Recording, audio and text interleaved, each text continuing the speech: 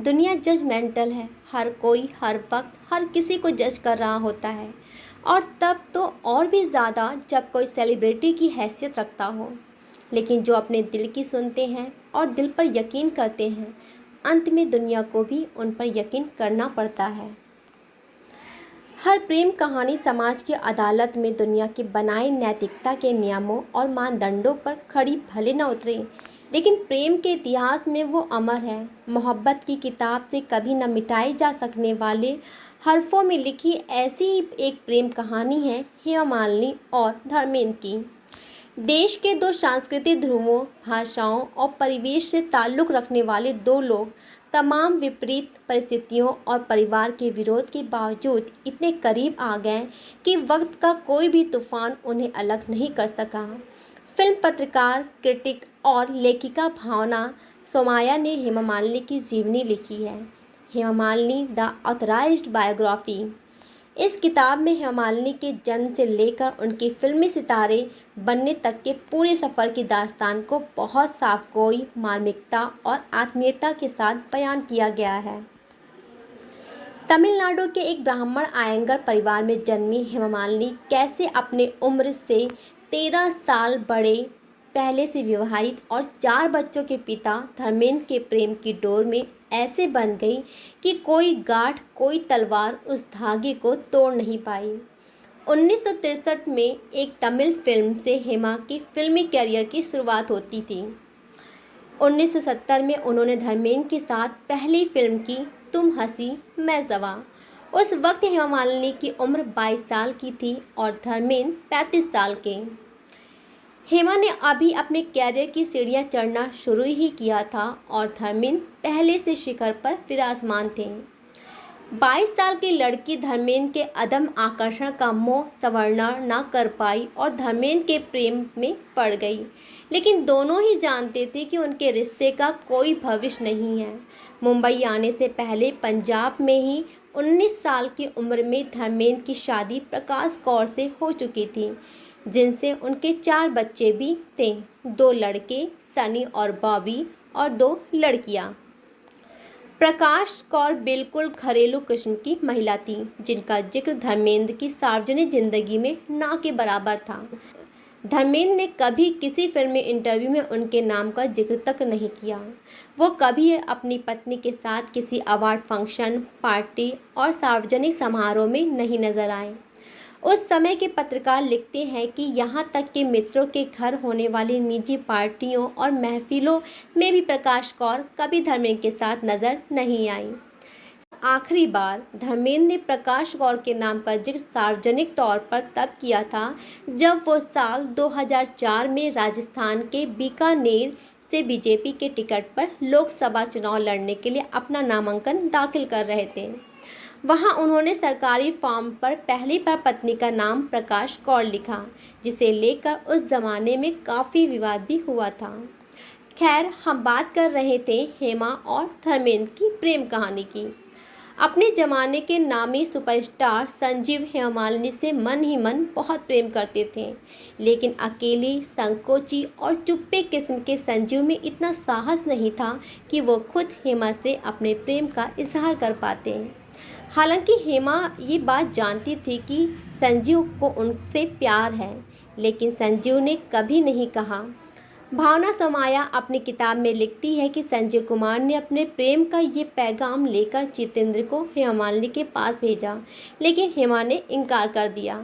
इससे पहले भी एक बार संजय कुमार ने हेमा मालिनी के घर जाकर रिश्ते की बात की, लेकिन तब हेमा की मां ने यह कहकर इनकार कर दिया कि हेमा की उम्र अभी बहुत कम है और वो शादी के लिए तैयार नहीं है।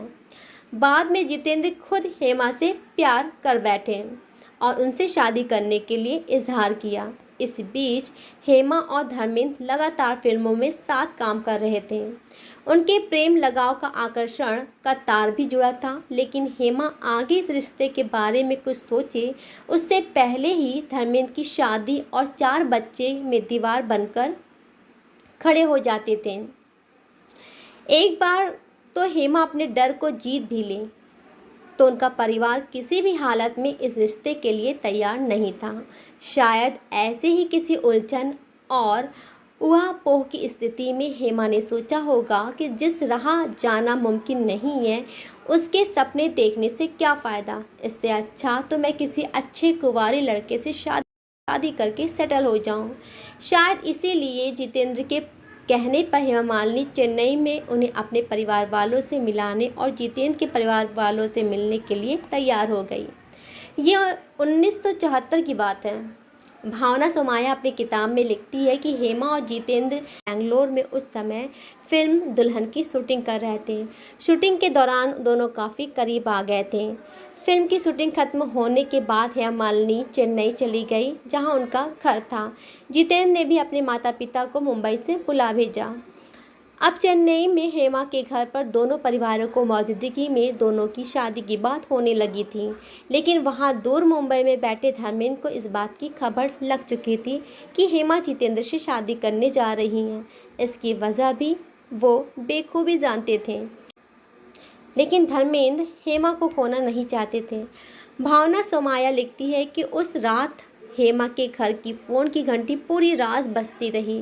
हर थोड़ी देर पर मुंबई से टंकार आता था। दूसरी तरफ से धर्मेंद्र जो हेमा से ये वादा तो नहीं कर रहे थे कि मैं अपनी पत्नी और बच्चों को तुम्हारे लिए छोड़ दूंगा, लेकिन ये ज़रूर कह रहे थे कि वो हेमा से किस कदर प्यार करते हैं और उनके बिना ज़िंदगी की कल्पना भी नहीं कर सकते। वो बस बार बार ये इजहार करते रहे कि जल्दबाजी में कोई फ़ैसला मत लेना, जो भी करना सोच समझ कर करना। जितेंद्र से शादी के लिए सोचने की वजह हेमा का दुनियावी डर था। डर डर कि एक शादीशुदा आदमी के साथ रिश्ते लेकर दुनिया क्या कहेगी, घर वाले क्या कहेंगे, उनका भविष्य क्या होगा। इस फैसले की वजह प्यार नहीं थी, क्योंकि सच तो ये था कि प्यार वो सिर्फ एक ही आदमी से करती थी और वो थे धर्मेंद्र। आखिर में वही हुआ जो होना चाहिए था। डर पर प्यार की जीत हुई। हेमा ने जितेंद्र से शादी करने से इनकार कर दिया। उन्हें नहीं पता था कि आगे उनकी तकदीर में क्या लिखा है, लेकिन उन्हें ये ज़रूर पता था कि उनका प्यार सच्चा और पवित्र है। जो खुशी, जो संतोष, जो आत्मिक सुख और सुरक्षा उन्हें धर्मेंद्र के संग साथ में महसूस होती थी, वो खुशी और किसी सांसारिक रिश्ते में मुमकिन नहीं थी। उन रिश्तों में भी नहीं, वो उनके माता पिता जो उनके लिए खोज कर ला रहे थे। हेमा ने आखिर दिल की राह चुनी। 1980 में आखिरकार तो उन्होंने शादी कर ली। हिंदू मैरिज एक्ट के हिसाब से चूँकि पहली पत्नी के रहते दूसरा विवाह मुमकिन नहीं था, इसलिए धर्मेंद्र ने धर्म बदलकर इस्लाम कबूल किया और दोनों का विवाह हो गया। बाद में तमिल आयंगर रीति रिवाज से भी दोनों ने विवाह किया।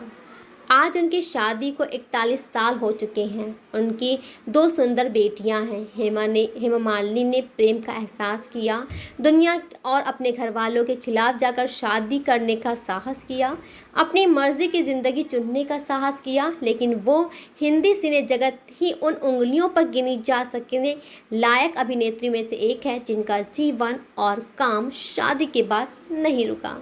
शादी और परंपरा के नाम पर उन्होंने अपना कैरियर कुर्बान नहीं किया। हेमा शादी के बाद भी लगातार फिल्मों में काम करती रही और एक के बाद एक सुपरहिट फिल्म दी। हमारे समय के सुपरस्टार शाहरुख खान को भी फिल्मों में पहला ब्रेक देने का श्रेय हेमा मालिनी को ही जाता है।